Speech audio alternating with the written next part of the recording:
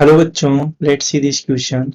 The question says that find the domain and range of the functions. Okay, function given here is y is equal to under root of 4 minus x square. तो हमें इसका domain और range find करना है। चलिए सबसे पहले मैं आपको डोमेन और रेंज के बारे में कुछ बातें बता देता हूँ। तो यहाँ पे मैं आपको की कॉन्सेप्ट लिख देता हूँ।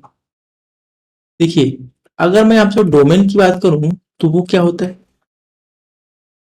डोमेन की बात करूं मीन्स डोमेन हमें ये बताता है कि जो भी फंक्शन एफ एक्स है उसमें जो एक्स की वैल्यू आ रही है वो क्या क्या हो सकती है। ठीक है, जैसे मान लीजिए आपके पास दिया हुआ हो 1/x-1, तो मैं अगर आपसे बोलूं कि यहाँ पर इसकी डोमेन क्या होगी, यहाँ पे x की वैल्यू क्या क्या आ सकती है। अगर मान लीजिए यहाँ पे x की वैल्यू मैं 1 ले लूं, ठीक है, 1 पे नीचे क्या बन जाएगा 0, 1/0, ये तो हमारा अनडिफाइंड हो गया। ये तो हमारा अनडिफाइंड हो गया 1/0, that will be tend to infinite, means function हमारा इनफाइनाइट की तरफ टेंड कर दिया। ओके, तो ये क्या करेंगे हम, जब भी अगर इसकी डोमेन की बात करेंगे तो दैट विल बी एक्स की वैल्यू, हम यही बोलेंगे एक्स की वैल्यू यहाँ कुछ भी हो जाए एक्सेप्ट 1, अदरवाइज ये फंक्शन जो है हमारा इनफाइनाइट को टेंड कर देगा। तो मैं यही आपको बताना चाहता हूँ कि क्या क्या इस पे कांस्टेंट हो सकते हैं। डोमेन में हम ये बताते हैं कि एक्स की क्या क्या वैल्यूज हम एक्सेप्ट कर सकते हैं सच दैट कि फंक्शन हमारा जो है वो डिफाइंड हो। ठीक है, अब चलते हैं रेंज की बात करते हैं। रेंज देखिए, रेंज में क्या है कि देखिए यहाँ पे फंक्शन एफ एक्स है, एफ एक्स, तो ये जो फंक्शन एफ एक्स है इस किस एस यहाँ पे जो एक्स हमने डिफाइन किया है, एक्स हमने कुछ भी डिफाइन किया होगा, मान लीजिए यहाँ से ए से बी तक बिलोंग कर रहा है। ठीक है, तो ए से बी तक बिलोंग कर रहा है तो इसकी रेंज क्या आ जाएगी। रेंज मतलब कि अगर मैं इसकी रेंज की बात करूं तो वो कहां से कहां तक, एफ ऑफ ए का एफ ऑफ बी। ऐसा क्यों? क्यों? क्योंकि ये जो एफ एक्स की वैल्यू है वो क्या क्या हो सकती है ये हमें बताना है यहाँ पे। ठीक है, तो इस ये हमारा रेंज हो जाएगा। ठीक है, तो ये रेंज की कैटेगरी में आता है। सिमिलरली चलिए देखते हैं हमारे पास क्या प्रॉब्लम दी हुई है। प्रॉब्लम डिस्कस करेंगे तो आपको पूरा क्लियरिटी आ जाएगी। ठीक है, देखिए फंक्शन हमें दिया हो वाई, वाई को मैं एफ एक्स लिख सकता हूँ। यस, क्यों? क्योंकि ये एक्स का फंक्शन है पूरा। देखिए क्या है, under root of 4 minus X square, 4 minus X square. अब देखिए मैं आपको यहाँ बताने जा रहा हूँ कि अंडर रूट में कोई भी टर्म होती है वो ऑलवेज पॉजिटिव हुई। क्यों? एक मैं आपको निगेटिव लेकर दिखाता हूँ, -1, आपने पढ़ा होगा। तो क्या होता है, ये आयोटा होता है, ये इमेजिनरी नंबर है, इमेजिनरी नंबर है, तो इमेजिनरी नंबर तो ये कॉम्प्लेक्स का पार्ट बन जाता है। मीन्स ये ऐसा नंबर है जिसको हम केवल इमेजिन कर सकते हैं, ये रियलिटी में एग्जिस्ट नहीं करता है। ठीक है, तो जब भी आप अंडर रूट की बात की जाए तो अंडर रूट के अंदर जो भी वैल्यू होती है वो ऑलवेज पॉजिटिव होती है। अगर अंडर रूट के अंदर एक्स है, X will be always greater than equal to 0। Okay, तो ये हमारे पास कांस्टेंट होता है। ठीक है, अंडर रूट के केस में। तो यहाँ पे हमारे पास जो ये फंक्शन एफ एक्स की वैल्यू दी हुई है वो क्या है, ये कांस्टेंट यहाँ अप्लाई होगा। चलिए अब इसको हम क्या कर देंगे, 4 minus X square greater equal to 0। अब मैं माइनस से दोनों तरफ मल्टीप्लाई करूंगा, क्या होगा, x square minus 4 less than equal to 0। तो आपको पता होगा a square minus b square क्या लिख सकते हैं, ए माइनस बी और a plus b less than equal to 0। यहाँ से एक्स की दो वैल्यू है, 2 और -2। मैं अगर नंबर लाइन पे इसको प्लॉट करूं, देखिए -2 और 2, यहाँ हो जाएगा प्लस माइनस प्लस। हमें क्या चाहिए, माइनस वाला, क्यों? क्योंकि निगेटिव चाहिए। तो इसका मतलब जो x है वो कहां से कहां तक बिलोंग करना चाहिए, -2 से 2। तो ये क्या है, ये हमारा डोमेन आ गया, इस जो फंक्शन एफ एक्स का हमारा डोमेन आ गया। एक्स जो है वो यहीं से यहीं तक लाई करेगा, कहां से कहां तक, -2 से 2। मीन्स अगर मैं एक्स की वैल्यू सारी इंटीजर लेता हूं, अगर मान लीजिए x जो है हमारा इंटीजर है, ओनली इंटीजर, तो x की क्या क्या पॉसिबल वैल्यू हो सकती है, -2, -1, 0, 1, 2। ओके, अगर इंटीजर के अलावा फ्रैक्शन भी है तो इनके बीच में तो इनफाइनाइट वैल्यू आ जाएंगी, वो तो हम अभी ये एज्यूम कर सकते हैं x इंटीजर है। ठीक है, तो ये 5 वैल्यू ऐसी आ सकती है, बाकी फ्रैक्शन की इनफाइनाइट वैल्यू लाई कर सकती है। मीन्स इसमें इसकी जो डोमेन है वो ये बोल रही है कि ये जो x है वो -2 से 2 के बीच में होना चाहिए। अब चलते हैं रेंज की बात करते हैं।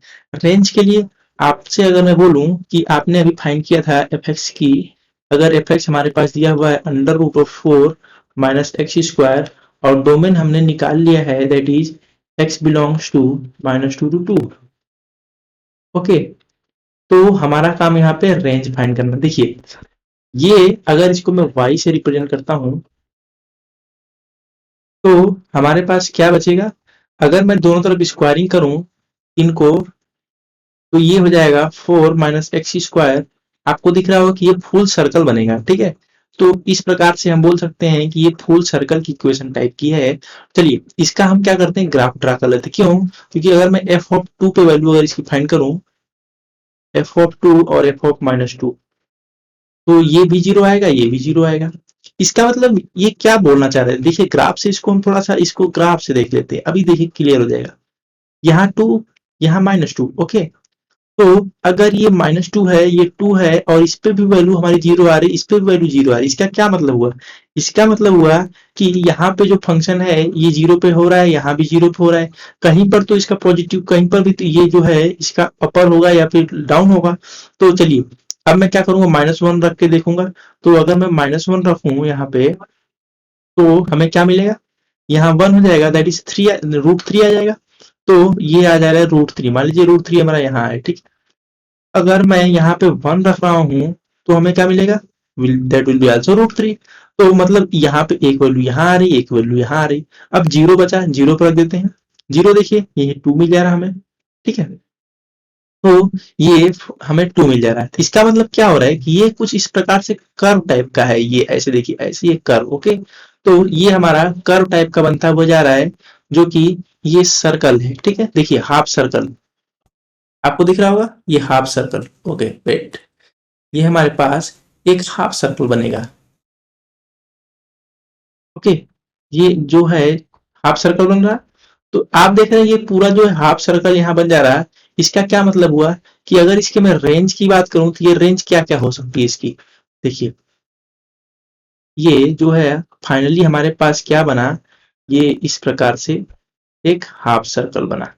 ओके, तो यहाँ पे हम इसको हाफ सर्कल देंगे और इसको हाफ सर्कल की तरह ऐसे मैं ड्रॉ कर दे रहा हूँ, ठीक है। यहाँ से हम 2 को हटाते हैं और ये भी हटाते हैं। ओके, तो ये हमारे पास बन गया। चलिए अब देखते हैं कि ये जो है ये एक पॉइंट हमें जो है यहाँ पे ये -2 हमने लिया था, इस पॉइंट को मैं 2 ले रहा हूँ और बीच वाले पॉइंट जो भी होंगे वो हमारे आ जाएंगे, ठीक है।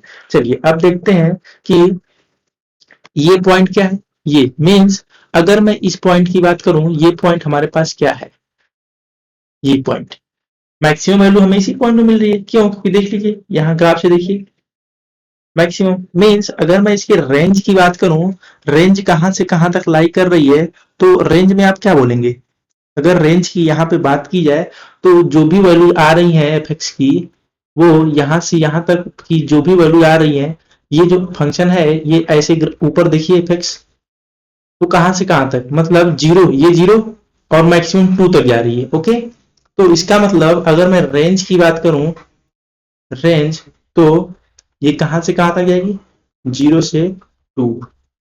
ओके, क्यों, क्योंकि हाफ सर्कल है। देखिए एक बार और क्लियर करके बता देता हूँ। यहाँ देखिए हमारा हाफ सर्कल है, हाफ सर्कल रहा, 2 रहा, ये -2 रहा और ये 2 रहा, ठीक है। यहाँ हमारा 2 है। अब देखिए अगर आप -2 रखेंगे 0 मिलेगा, 2 रखेंगे तो भी 0 मिलेगा, अगर आप 1 रखेंगे तो आपको कुछ इंटरमीडिएट ये चीज मिलेगी, और यहाँ -1 रखेंगे तो भी यही इंटरमीडिएट मिलेगी, और आप 0 रख रहे हैं तो मैक्सिमम भी ये मिल रहा है। बाकी और कुछ हमारे पास है नहीं, क्योंकि इसकी डोमेन ही -2 से 2 तक है। तो ये वाई एक्सिस पे जो है ये हमारी रेंज रिप्रेजेंट कर रही है, ठीक है। तो रेंज जो है ये देखिए यहाँ से यहाँ तक, अगर हम बोले ये यहाँ से यहाँ तक हमारी रेंज लाई कर रही है, ठीक है। ये रही रेंज, दैट इज 0 से 2। ओके, तो यहाँ इस प्रॉब्लम के हिसाब से अगर बोला जाए तो हमारे पास जो डोमेन आई है वो है -2 से 2 एंड हमारी जो रेंज आई है वो 0 से 2। Okay, so this is our final answer for this problem. So I hope you understood well. Best of luck.